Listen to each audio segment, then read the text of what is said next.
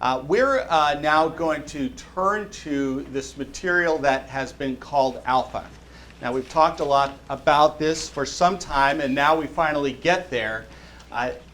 Alpha is often run through video presentation, and we're going to sort of do a hybrid version of that today in order to start to condense the 15 weeks of that study into 8, or 15 sessions of that study into 8. On the tables, you're going to, when we're done with our presentation time, you'll have an Alpha booklet and a little schedule and some conversation questions. I'd invite you to put your name on one of those booklets and keep it for yourself. Okay? They all look alike, and if you're starting to jot notes in one of those into the future, you'll want to make sure that you keep a hold of that for yourself. So those are for you to keep.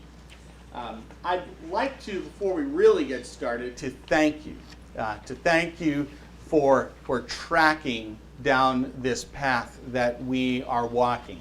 I know that this is different. I know that this is an unusual kind of way for us to do worship, and I hope that in that getting used to something new, at least for a short time, just 8 weeks, that you will find something here. So I invite you to open your hearts, to open your minds, to see what's good about this, because I do believe there is something good for us. Alpha ministry is really intended to be offered to folks that are not in the church. You all are in the church right now, and you've been church people for quite some time. The reason why you are doing this now is so that we together as a church in whole begins to learn this tool as a ministry for the future. So Alpha, starting after the new year comes around, will be offered in an evening time slot along with dinner and a presentation and conversation along.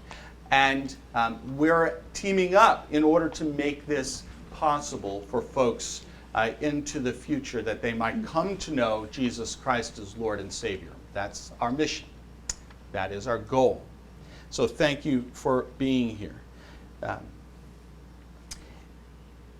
It might seem a little unusual to invite someone to Alpha.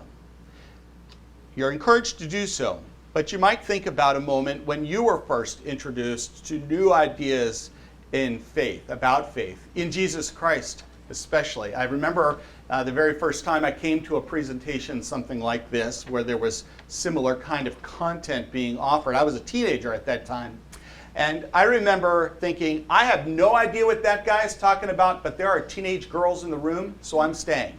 And I did. And for some time, the teenage girls were the main draw, but there was something I began to hear, something that began to resonate in my heart and mind, and actually turned into my own profession of faith in Jesus Christ. So as we engage in this exploration, I'd like you to take notes, perhaps even quite literally, but take note of these basic building blocks of the Christian faith. These are things that for any person who calls themselves a Christian will need to kind of wrestle with. So these are the wrestling points. That's why you need to know this. That's why this is important. For a lot of folks, they might be thinking that normal life is fine.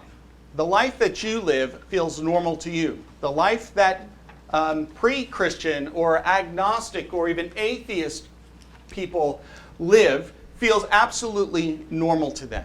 They get up, they go to work, they deal with their family, they come home, they feed the dog, they load the dishwasher, they do the things that they normally do. But sometimes in life there is a shift in the normal, or there's a new set of information that comes that unsettles that normalness. That's what Jesus, frankly, came to do. He came to upset apple carts. He came to change our normal humdrum life into something else, something wonderful, something he calls abundant and eternal, new and wonderful. And so what I hope Alpha will do, maybe for you again, or maybe for the first time, and for those folks who will come to participate in Alpha in the future, it's to unsettle that status quo. It's to present a new set of information that would help them see that the normal humdrum life doesn't have to be that way. There can be more to life than this. That's one of the sort of the taglines of Alpha in general. There can be more to life than this. So just a little thought experiment for you. I'd like you to think to yourself quietly, what is your biggest need this day? What's the thing you are most concerned about? Could be health, could be your children or your grandchildren, it could be work, it could be violence in schools, or hurricane victims, or any number of things. There's a long list of things that we can think of as the greatest need in our life or in our world. I'd like to suggest to you for a moment that whatever that is, it sits on top of a more foundational need, and that is a spiritual need. Whatever is your biggest concern right now, it sits on top of a bigger, more foundational spiritual need. Just an example of that. Number of years ago, more than 10 now, I was 2 years after Hurricane Katrina had hit the northern Gulf Coast. I'd gone with the mission team to do some home repair and met up with a woman who needed a new blue tarp put on her roof 2 years later. And so our team got up on the roof, we put the new tarp down, we go to have some time with the lady who lives in the house. Discover that the money that she was given to fix up her house after Hurricane Katrina had frankly been spent on a brand new flat screen TV and a lot of new things in the house and a bunch of fancy clothes. Now that's not to judge her. I'm not trying to judge her. But I think that is an example of how the need that she felt was a deeper one than she really addressed. She should have been doing something foundationally about the house, structurally about the house, and she did something else. Something that she thought might fill a hole in her. Something that might be filled with stuff. That's an example of what happens in our lives as well. We grasp after things that we think will fill the hole, but really what we're doing more often than not is buying flat screen TVs when we really need to fix the roof. And so that's what Alpha is all about. It's really about trying to help people see that foundational spiritual need.